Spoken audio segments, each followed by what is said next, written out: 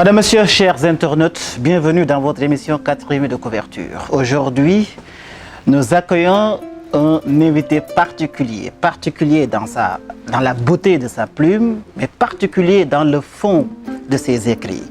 C'est El Hadj Souleymane Gassama alias Elgas. Elgas, merci d'avoir accepté cette invitation. Merci à vous pour l'invitation. Alors, El Hadj Souleymane Gassama Elgas est l'auteur de l'ouvrage Un Dieu et des mœurs. Pour les amoureux de la lecture, nous avons vu qu'en effet, avant même de parler du fond, parlons de la forme. Elgas, votre style d'écriture, en quoi aujourd'hui répondriez-vous à ceux qui vous disent comment avez-vous fait pour écrire ainsi? Vous êtes un lecteur de Balzac? Ah oui, vous êtes dans le secret des dieux, vous savez tout. Oui, je suis un grand lecteur et un grand admirateur de l'œuvre de Balzac. Je peux même dire que ça a été, ça a ouvert mon appétit pour la lecture, quoi. Quand je suis arrivé en France, j'avais 17 ans. Je ne lisais pas énormément, je lisais que des lectures scolaires. Et après, je suis tombé, mais vraiment dans la solitude de ma chambre de bonne niçoise, dans mes chagrins de petit immigré qui n'avait plus ses parents. J'ai trouvé dans la lecture et surtout dans l'œuvre de Balzac une réponse à beaucoup de mes angoisses, et c'est vrai que ça a ouvert un peu comme ça cette passion pour la littérature. Après, mes influences et puis mes admirations pour les auteurs sont multiples et diverses, hein. Alors vous avez cité Balzac, il y a un auteur qui n'est pas très connu, qui est plutôt un humoriste, qui est un styliste formidable, qui s'appelle Pierre Desproges, dont je m'inspire beaucoup, Aimé Césaire, Léopold Sédar Senghor, et même quand on sort un peu de l'Afrique, on peut aller Martin Amis, que j'aime beaucoup, qui est un anglais, et puis dans les pays aussi sud-américains. Donc voilà. Alors, est-ce qu'il y a une recette pour écrire? Je ne le crois pas. Je pense qu'on écrit avec ses instants, on écrit avec sa passion très élémentaire, et puis on écrit avec le bagage qu'on a. Il se trouve que moi j'ai une grande passion pour la littérature, mais je ne suis pas de formation littéraire. Je suis sociologue, je suis dans l'anthropologie, dans la démographie. J'ai eu une passion première d'ordre d'ailleurs familial, parce que j'ai eu beaucoup d'oncles qui étaient dans le secteur, qui est le journalisme. Voilà, donc quand on écrit avec beaucoup de casquettes, ça se transpire dans le style. Mais ce que j'aime dans le style, c'est une forme d'originalité, c'est arriver à avoir son petit précaré qu'on nourrit. Et puis j'aime beaucoup tout ce qui est un peu de l'ordre du panache, de la formule, varier les émotions. Justement, voilà, varier les émotions, je pense que c'est très important. Il y a une certaine variété des émotions lorsqu'on vous lit. Je disais tout à l'heure qu'il y a une certaine transposition de vos sentiments à travers vos écrits. Vous transposez vos sentiments à travers vos écrits, ceux qui vous lisent. Oui, alors c'est une perception oui, très bienveillante que vous avez et que beaucoup d'autres lecteurs ont, et je vous en remercie. L'idée quand on écrit, c'est pas forcément de transmettre une forme d'émotion en particulier, c'est-à-dire on puise dans ce que l'on a en termes de bagage, en termes d'expérience, en termes de témoignages reçus, en termes d'observation sociale, en termes d'imagination, parce que la littérature c'est aussi de l'imagination. La réalité, elle est ce qu'elle est, elle est très riche, elle est d'ailleurs inépuisable, même à travers la fiction. On ne peut pas imaginer plus beau, plus incernable que la réalité. Quand on l'écrit, il faut essayer de la transfigurer. La transfigurer, c'est essayer de la romancer, c'est essayer de tronquer quelques séquences, c'est essayer de faire une musique un peu plus appuyée quand il faut l'appuyer, et essayer de varier comme ça la palette des émotions, passer du rire aux larmes, à la réflexion, à la profondeur de la philosophie. Et puis, il faut à chaque fois donner sa liberté au lecteur, de pouvoir se balader dans un ouvrage et puis d'avoir la liberté qu'a eu finalement l'auteur, quoi, de composer son texte. Et puis si ça trouve des échos chez le lecteur, tant mieux. Parfois les échos peuvent être un peu batailleurs en quelque sorte. Voilà, challenger le lecteur, parfois même susciter le malaise. Mais je pense que quand on est avec un livre, on est un peu dans un corps à corps, quoi. Dans un corps à corps qui peut être de l'ordre soit érotique, soit pour parler d'une image qui parle à beaucoup de Sénégalais, dans le lambe, quoi. On est dans le léoto. Donc vous avez cette capacité d'accélérer le pouls du lecteur, Elgas. Je le disais, et ça, je le dis parce que je le sentais moi-même en lisant souvent. Je passais d'un état A à un état B par des sentiments que je sentais au fond de moi.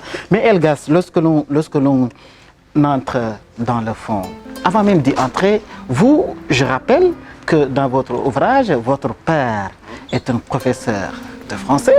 Moi, j'ai cru que c'est lui qui vous avait transmis vos appétits littéraires, mais vous me dites qu'en effet, c'est en France que vous avez commencé réellement à avoir une certaine relation avec la littérature. Oui, alors l'affiliation littéraire, c'est pas quelque chose de naturel. Le legs qu'on reçoit de ses parents, si c'était le cas d'ailleurs, ce serait formidable. Si on devait hériter du talent du père dans chaque circonstance, le monde serait absolument plus formidable. Non, mon père était un grand passionné de lettres, un grand spécialiste de Mariam Abad, de Senghor, de Victor Hugo. Mais mon père était très très réservé, très élégant, accaparé par ses ambitions à la fois politiques et puis dans ses implications et ses engagements sportifs très locaux. Mais vous serez surpris de découvrir que la véritable passion littéraire, quand elle naît, c'est la théâtralisation de ma mère. C'est ma mère qui m'a donné l'envie, par exemple, très tôt. Chaque matin, elle avait un rituel. Un rituel parce que je pense que la littérature, elle dépasse le seul stade des livres littéraires. Chaque matin, quand elle priait la prière de Fajr, elle psalmodiait la sourate Yassine à la maison. Donc ça faisait baigner la maison dans un climat très très poétique, très très solennel, très très beau. Et puis le soir, elle nous déclamait le Cid de Corneille, qu'elle connaissait quasiment par cœur. Excellent. Donc voilà, nous, moi, mes petites sœurs, on a grandi dans ça. On connaît quasiment toutes les répliques de Corneille par cœur. On le doit à notre mère. Et quand on part avec ce bagage-là qui est intérieur et qu'on arrive en France et qu'on découvre la littérature dans une nouvelle envergure, on a déjà cette trame de base qui est là, qui vient étoffer ce qu'on va capter après. Il y a un fond de départ. Alors, après, il y a aussi des legs qui sont inconscients. Je pense que de manière inconsciente, il y a une admiration pour le père, par procuration, l'amour des lettres que j'ai travaillé très très très tôt. Donc c'est une conjonction de beaucoup de facteurs, de ce qu'on reçoit comme héritage à l'intérieur de la famille et ce qu'on va acquérir par la curiosité. Je pense que ce sont un peu les deux qui fécondent l'ambition littéraire. Dans cet ouvrage, Elgas, vous mettez à nu la pauvreté, qui est par ailleurs imputable à deux éléments essentiels, la tradition et la religion. Alors, dans votre première phrase, vous nous dites « On ne soupçonne que très peu la providence qu'assure la misère, mère de tous les vices sans doute, couveuse de quelques vertus peut-être, garante d'un certain équilibre culturel certainement ». Là, cette phrase-là, en quelque sorte, pourrait être conçu comme étant l'élément déclencheur, l'introduction, la parfaite introduction pour capter un lecteur, mais également pour annoncer la suite de l'ouvrage. Oui, c'est une présentation à laquelle je ne rajouterai pas grand-chose, tant elle est complète. Et merci pour les mots très bienveillants. Oui, alors, cette note liminaire, dans le processus d'écriture du livre, elle intervient assez tard. Moi, j'ai commencé par les nuits, par les portraits, et après j'ai voulu faire une note liminaire un peu pour essayer de singulariser le problème dans la diversité un peu des orientations qu'on peut avoir. Alors, faire le portrait de toute une société à travers des portraits des nuits, c'est un travail fastidieux, il faut essayer de limiter. Je ne voulais pas ajouter ma voix aux voix très très classiques qui consistent à s'indigner, à taper sur les mêmes. Il faut essayer de désigner des responsables. Alors les responsables, ce ne sont pas la tradition et la religion. Ce sont des entités qui sont complètement impersonnelles. Quand on dit la religion, ça recouvre finalement des réalités très disparates. Partout et nulle part. Exactement. Pareil pour la tradition. C'est pourquoi je rectifierai juste en disant c'est l'abus. L'abus dans la perpétuation traditionnelle. Perpétuer quelque chose parce qu'il faut perpétuer quelque chose, pas parce que ça apporte du bien-être à la collectivité, mais juste parce qu'il faut faire comme ça. Et puis la dérive religieuse, c'est-à-dire au nom de la religion, on en arrive à accepter beaucoup de trafic malsain, beaucoup de déshumanisation et beaucoup aussi de négation des droits primaires des individus. Donc il faut arriver à pouvoir critiquer la religion dans ce qu'elle a d'obscène, dans ce qu'elle a de commercial, j'allais dire, mais tout en laissant libre toutes les personnes qui se sentent dans une relation de spiritualité bénéfique avec la religion, entretenir leur religion avec la plus grande normalité qui soit. Je les y encourage. D'ailleurs, la religion n'est pas l'ennemi. Ce sont les gens qui utilisent la religion pour essayer de faire prospérer leur business et puis leur ascendance sociale ou morale qui sont nos principaux ennemis. Il ne faut pas se tromper de colère. Alors, dans le portrait qui est fait du livre, les gens ont tendance à, d'ailleurs, parler généralement en disant bon c'est du blasphème, c'est quelqu'un voilà, c'est quelqu'un qui tape sur la société comme ça de manière gratuite. Quand on lit le livre, on se rend compte que c'est pas du tout le cas. Il y a même un chapitre qui s'appelle le génie un peu de l'islam où je parle de la religion. Voilà, dans ce qu'elle peut avoir d'absolument formidable. Vous savez, les livres, il faut les lire. Il ne faut pas écouter les réputations qui se font avant et puis des réputations qui sont très très malveillantes. J'invite les Sénégalais à un débat, si c'est possible. Je le répète depuis quasiment 4 ans. Oui, mais le débat, c'est pas quelque chose que l'on crée comme ça ex nihilo. Il faut que les Sénégalais le sentent. Mais je pense qu'il y a un mouvement au fond de la société sénégalaise, quoique timide, mais un mouvement qui est l'amorce d'une promesse à laquelle j'ai envie de raccrocher mes espoirs.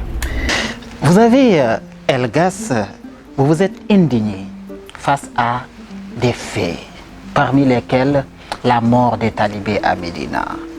Est-ce que ceci n'explique pas votre indignation face à un certain abus que les gens font en se voilant même du statut de la religion? Oui, l'exemple est parfait. L'élément déclencheur en fait de la deuxième partie du livre, c'est-à-dire le long éditorial ou l'essai qui s'appelle Mauvaise foi. En effet.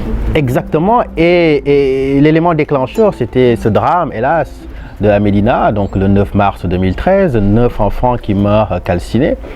Mais vous savez, la vie des talibés, au Sénégal, c'est pas une vie de tout repos. Hein. C'est que les drames sont des choses qui viennent de manière générale souligner ou accentuer le drame qu'ils vivent.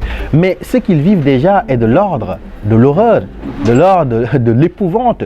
Comment toute une société peut accepter, une société nourrie aux vertus traditionnelles de la teranga, de la bienveillance, de la religiosité, comment elle peut accepter que plus de 30 000 enfants, et sans doute le chiffre est dans une fourchette très basse, voilà, des statistiques qui sont pour le moins incomplètes. Voilà, comment une société peut-elle accepter qu'on réduise comme ça des enfants? Mais on le comprend très très vite, hein. C'est parce que l'argument religieux est là, c'est parce qu'il y a un plafond, il y a un tabou. Si on arrive encore à entretenir ce commerce, cet esclavage, à dévoyer totalement le message originel qui était pétri de qualité, c'est parce que, encore une fois, les gens n'osent pas, à chaque fois qu'il y a le veto religieux, aller au-delà. Et une société, il faut arriver à faire des blasphèmes salvateurs. Les blasphèmes salvateurs ne sont pas des négations de la religion. C'est juste une correction de son profil qui est problématique. Et il faut arriver, même malgré la nuance, malgré la complexité, à tenir debout.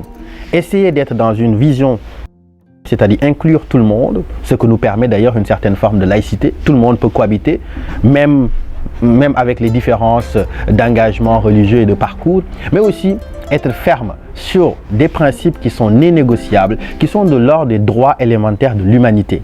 Ces droits-là ne sont pas des droits occidentaux, ce sont des droits universels. Il faut arriver à comprendre que l'enfance, pour qu'elle soit épanouie, ne peut pas être réduite à ce statut-là si on veut que la société elle évolue. Nous allons parler de la culture, notamment 2 points essentiels. L'excision, que vous avez vraiment déclamé, et aussi le lévera. L'excision, aujourd'hui, nous voyons quand même, peut-être dans certaines zones du pays, c'est pratique compte tenu de faire court, mais quand même, nous voyons qu'aujourd'hui, il y a un recul. Vraiment, nous voyons qu'il y a un recul. Pour ce qui est par contre de lévera, qu'est-ce que vous avez voulu dénoncer par ces deux actes-là, l'excision et le lévera? Oh, l'excision et le lévera, si on doit définir une communauté, en tout cas quelque chose qui les lie, voilà, c'est le droit de la femme. En effet. Les droits des femmes, je pense que c'est une question centrale. Alors moi, je n'aime pas revendiquer le terme de féministe à la place des féministes. Mais en tout cas, je pense que ce sont des enjeux centraux. L'histoire sur le lévera, quand je suis rentré en 2013 et que j'ai pris connaissance de cette histoire, sa violence m'a interpellé. Sa violence, le lévera, le fait d'hériter de 4 maris qui décèdent à chaque fois, voilà, ça m'a tellement frappé que j'ai voulu raconter. Raconter, c'est pas forcément dénoncer, c'est juste présenter un miroir, faire un tableau réaliste de la situation, inviter le lecteur lui-même à se faire sa propre opinion. Mais oui, moi j'ai ma propre opinion. Je pense qu'une femme doit avoir le choix, en tout cas, pour bâtir un foyer, avoir des enfants. Voilà. Choisir finalement de ce qu'elle peut hériter à l'intérieur d'un foyer. Cette négation du droit individuel à avoir une emprise, à ne pas avoir choisi, je pense que c'est quelque chose d'assez cruel. Et c'est pareil pour l'excision. L'excision, alors là, pour le coup, ça sort du spectre chronologique des nuits et des portraits. C'est un souvenir d'enfance qui me revient. Alors, la pratique est en train de reculer statistiquement selon les déclarations officielles, mais vous savez, à chaque fois que les gens font quelque chose au nom de leur tradition, ils peuvent trouver des circuits parallèles, des antichambres, des endroits clandestins pour perpétuer la pratique. Le problème, ce ne sont pas forcément les décrets gouvernementaux qui veulent essayer de changer cela, c'est qu'il y a une forte adhésion traditionnelle. Les gens le font parce que leur tradition stipule cela. Il faut essayer de ne pas être dans l'interdit purement administratif ou juridique, aller batailler sur le terrain idéologique. On parle souvent de changement des mentalités. C'est un leitmotiv, c'est un générique. Il faut aller au-delà, il faut essayer de convaincre les gens. Ce travail de conviction, il faut l'entreprendre à l'intérieur même de sa famille où on a parfois des réticences. Quand on veut poser un débat sur une société, il faut commencer par l'entité de base, sa propre famille, où on a des réticences. Donc les débats, il faut essayer de les rendre accessibles, de les démocratiser, mais dans les sphères les plus élémentaires dans lesquelles on vit. C'est très très important parce que l'amorce d'une transformation sociale, elle commence par nous-mêmes. On ne peut pas exiger des autres ce qu'on a du mal à réaliser. Vous avez parlé de la sexualité, surtout des femmes, en nous faisant une certaine... Parfois, quand on lit Elgas, c'est comme si nous voyons une certaine capture d'une image que vous transposez en mots. Mais vous avez parlé des femmes et de leur sexualité. Qu'est-ce que vous avez voulu montrer là-bas? Et les différentes catégories de... Je vois que ça vous fait sourire.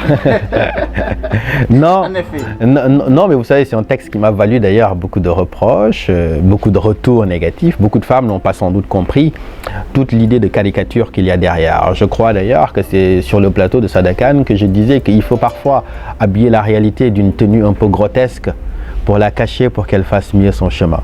En fait, c'est ce que j'ai voulu faire dans ce texte. Alors, ce que je fais, c'est de la caricature. Je prends des éléments existants, je les grossis à l'extrême, mais à travers cette caricature, on peut voir des perceptions un peu réelles, on peut voir des choses qui sont véritables, que l'on a vécues.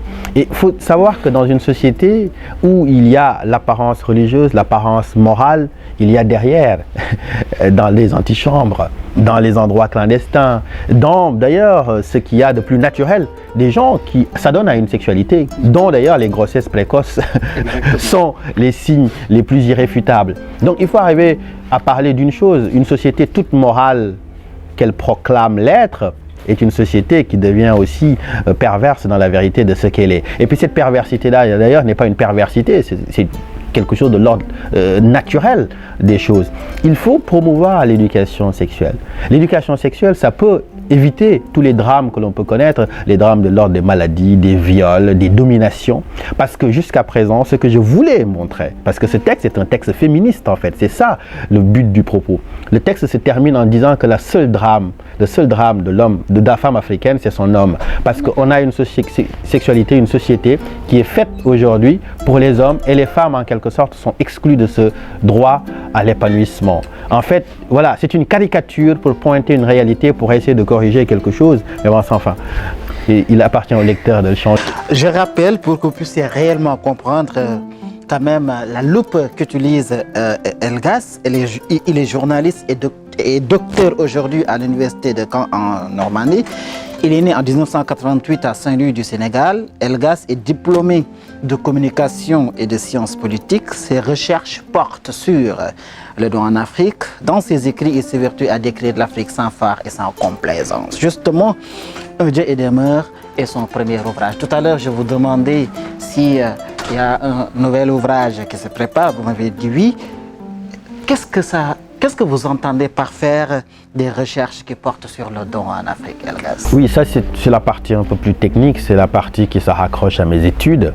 J'ai soutenu ma thèse de sociologie et de démographie, avec un peu d'anthropologie d'ailleurs, en décembre dernier. J'ai travaillé sur la solidarité entre la diaspora sénégalaise et le Sénégal, à travers les transferts d'argent, à travers l'engagement associatif, à travers l'entrepreneuriat des immigrés. Alors l'idée de la thèse, c'est de dire par exemple tout le geste solidaire que les immigrés consentent à faire est une forme de rembourser une dette morale, une dette psychologique, une dette familiale, voilà, que l'on pourrait d'ailleurs synthétiser à travers la formule Wolof que tout le monde connaît, le Akunjurel. Donc voilà, c'est-à-dire quand on part, on a une dette vis-à-vis un peu des siens, de son pays, et on essaie de rembourser ces dettes de différentes manières, soit parfois dans l'intérieur de la famille en donnant de l'argent pour se sentir mis à l'aise, pour essayer de donner aussi des ressources de survie ou de subsistance à sa famille, soit en s'engageant associativement dans la diaspora pour maintenir le lien avec le pays, soit même aussi en entreprenant, en venant dans le pays, en voulant participer à l'éclosion d'une sphère qui est beaucoup plus prospère. Donc voilà, tous ces 3 points, tous ces 3 retours sont liés par la question de la dette qui est centrale. Donc le titre de ma thèse, c'est la dette originelle. La dette originelle, voilà, analyse des ressorts de la solidarité entre les immigrés sénégalais et leur pays. Et je pense que ce sera publié dans les prochains mois. Sinon, par ailleurs, je travaille sur d'autres ouvrages purement littéraires, mais je garderai pour l'instant le secret de leur contenu. Replaçons le curseur dans le dossier de ce livre et parlons de votre ami Benoît. Pourtant, vous avez décrit d'une part ce que subissent les femmes, mais d'autre part, vous nous avez peint en réalité une autre facette de ce que pourrait être la femme, mais aussi de ce que pourrait être l'homme. Et quel homme? Oui. Un homme occidental. Oui, alors ça je suis venu ici avec ce fameux Benoît donc, lors du séjour de 2013, le séjour, voilà, qui était un professeur, qui était un chargé de cours à l'université. Alors, c'est un type qui proclame beaucoup son amour pour l'Afrique, hein, son amour pour l'Afrique, pour les transformations sociales, mais oui, mais qui avait un faible pour les femmes africaines, en quelque sorte. Ce qui est d'ailleurs le cas de beaucoup d'hommes occidentaux, voilà, ce qui n'est en soi pas condamnable. Chacun est libre de faire un peu ce qu'il veut. Mais en fait, je veux peindre quelque chose, c'est-à-dire, nous avons une certaine forme de naïveté à croire que tous les amours que l'on déclare au continent sont des amours véritables. Tous les amours parfois sont intéressés. Les gens qui viennent en Afrique pour entreprendre ne viennent pas pour la beauté des Sénégalais ou des Sénégalaises. Ils viennent tout simplement parce qu'ils soient chinois, qu'ils soient français, qu'ils soient marocains, il y a un marché. Et ce marché-là est porteur. Ce marché-là, démographiquement, il est très très fort. Et on y vient avec des arguments philanthropiques, mais avec des buts économiques. Voilà, les buts économiques, il faut être lucide sur ça. C'est-à-dire, le monde, nous sommes dans une vaste jungle. Hein. Les gens qui viennent ne viennent pas juste pour essayer de défendre de belles idées. Ils sont là pour aussi défendre leurs intérêts. Et il faut être assez fort pour résister. C'est pourquoi je dis l'Afrique meurt de ce qu'il aime. Beaucoup de gens disent très très souvent aimer l'Afrique. Mais aimer l'Afrique, c'est quelque chose de très très vague. Ça ne veut rien dire. L'Afrique, c'est 54 États, c'est des centaines de langues, ce sont des nuances économiques et tout le reste. On ne peut pas aimer un continent. C'est malsain. En fait, c'est ce que j'ai voulu dénoncer dans ce livre-là. On ne peut pas aimer un continent. On est dans un temps qui est, pour moi, assez scandaleux, où on parle du temps de l'Afrique. Maintenant, il faut être un peu dans le mood africain. Qu'est-ce que cela veut dire? Ça veut dire aujourd'hui que 75% des jeunes Sénégalais, selon l'IFON, quand même un institut très très sérieux, ont envie de quitter le continent africain, ont envie de quitter le Sénégal, et je veux dire, pour des raisons économiques. On ne peut pas entretenir ce mensonge qui est de l'ordre du récit en disant que c'est le temps de l'Afrique, alors que les Africains ont une seule envie, c'est de quitter leur continent. Donc il faut essayer de recentrer les choses sur ce qui ne va pas dans nos pays. Essayer de donner du rêve, essayer de donner un avenir, un horizon aux jeunes de ce pays à qui il appartient de construire, voilà, les fondements de la société de demain. C'est très très important. Il faut sortir des récits importés, des récits qui sont fabriqués à l'extérieur, essayer d'avoir les récits ici en écoutant d'abord les gens qui souffrent ici dans ce pays. C'est ce qui est important. C'est pourquoi la bascule doit s'opérer. le cœur du récit sur l'Afrique ne doit pas être un récit un peu laudatif, un peu extérieur, mais écouter les Sénégalais et puis entretenir quelque chose qui est très très important, la notion de responsabilité et puis la liberté de conscience.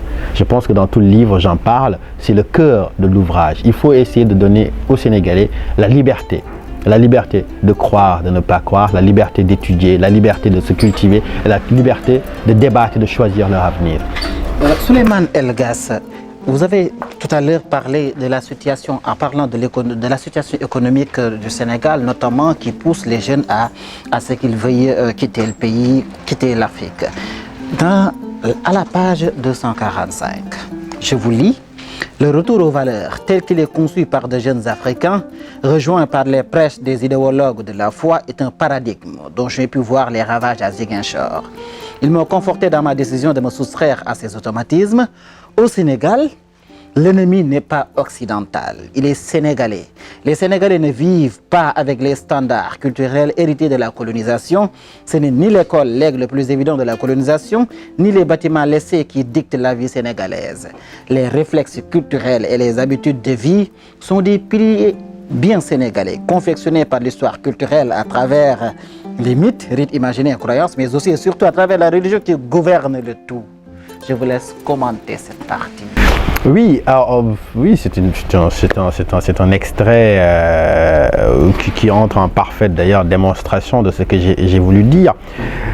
Alors, dans le champ un peu intellectuel, de manière générale, les idées qui dominent, c'est les idées qui ont tendance à attribuer la responsabilité des drames intérieurs africains, sénégalais, à l'Occident, en expliquant grosso modo que c'est à travers la blessure coloniale, l'entaille de la rencontre très très violente, que s'explique en fait tout. Tout serait question d'extraversion, tout serait question d'expropriation, tout serait question en fait de déficit de souveraineté et d'endogène. Alors il faut comprendre que dans ce fait-là, il faut encore interroger les faits. Les Sénégalais aujourd'hui n'obéissent pas à un calendrier rationnel, administratif, occidental. Le réflexe de tous les Sénégalais, c'est de parler Wolof. Le réflexe culturel, leurs adhésions sont des adhésions religieuses et culturelles. Leur calendrier, leur mentalité sont des produits véritablement locaux. Vouloir à chaque fois extérioriser le coupable, alors que le coupable est lointain en quelque sorte, outre-Atlantique et tout le reste, c'est une forme de facilité intellectuelle dans laquelle sont tombés d'ailleurs beaucoup d'acteurs de premier plan d'ailleurs à l'intérieur du paysage artistique ou du paysage intellectuel sénégalais et africain. Il faut essayer, quand les gens s'adonnent à traquer, comme je disais, les ennemis extérieurs, à traquer les ennemis un peu intérieurs. Voilà, moi je fais ça. Moi je m'attelle à traquer les ennemis intérieurs parce que je pense que la seule chose pour changer une société, la seule chose sur laquelle on a des leviers, une emprise, c'est dans notre introspection voir ce qui ne va pas. Il faut être parfois irréprochable pour pouvoir reprocher qu'on vous respecte. Et en fait, c'est cela, c'est qu'aujourd'hui, tel qu'elle est, nous ne sommes pas dans une position de force pour négocier. Vous regardez notre économie, tout ce qui marche dans ce pays, qui brasse énormément d'argent, n'est pas sénégalais et étranger. Vous regardez aujourd'hui, toute notre culture est le sous-traité par les organismes ou les fondations internationales qui sont ici. Voilà, l'absence de souveraineté à la fois économique, culturelle, nous condamne à être à la remorque des gens que l'on critique. On passe notre temps à les critiquer, alors qu'ils sont en train d'ailleurs de gagner un marché qui est essentiel dans la fabrication des consciences. Donc voilà, il faut arriver à parler de toutes ces contradictions-là, sans tabou, avec un courage, aller au-devant parfois de certaines questions très très douloureuses, mais le faire quand on peut, avec de la pédagogie, avec l'offre de dialogue, mais être ni dans la compromission, ni dans la démission, ni dans la lâcheté. Il faut essayer d'être vrai. Voilà, parler des vrais sujets sénégalais qui nous concernent tous. Et voilà, j'invite les lecteurs, j'invite les Sénégalais, j'invite tous les gens qui sont intéressés par ces sujets, qu'ils s'en emparent et que le débat continue parce que, encore une fois, je ne viens pas dire aux Sénégalais ce qu'ils doivent faire, ce qu'ils ont à faire. Je tiens beaucoup à la liberté. Et la liberté suppose de laisser les gens décider de leur vie. Et je veux que les Sénégalais décident de leur vie, mais pas qu'ils soient influencés par des gens qui sont des marchands de faux espoirs. Gas, nous avions une demi-heure, c'est déjà fini. Malheureusement, votre dernier mot? Bah écoutez, mon dernier mot, c'est vous remercier voilà, le cadre aussi de cet entretien, la librairie Harmattan. Je sais que M. Diallo fait un formidable travail de promotion des livres avec toute son équipe. Bah écoutez, merci de contribuer à la vulgarisation de l'objet livre parce que je pense que c'est essentiel. Toutes les sociétés qui se sont transformées, voilà, l'ont fait avec des objets, voilà, inertes comme ça, des objets qui nous entourent. Et merci de contribuer à cela parce que je pense que votre rôle est fondamental. C'est des ponts, ce sont des passerelles culturelles et je vous encourage à continuer. Puis merci pour cet entretien. Merci beaucoup Souleymane Elgas. Il est l'auteur de l'ouvrage Un Dieu et des mœurs. Dans la 4e de couverture, l'auteur dépeint ses retrouvailles avec le Sénégal après une longue absence. Déception, douleur, selon lui, par déception, douleur, colère et sensibilité rythment les pages. Il décrit un pays meurtri selon lui par l'immobilisme et la complaisance entretenue par deux piliers, la tradition et la religion. Madame, Monsieur, chers internautes, merci d'avoir suivi cette émission et à la prochaine.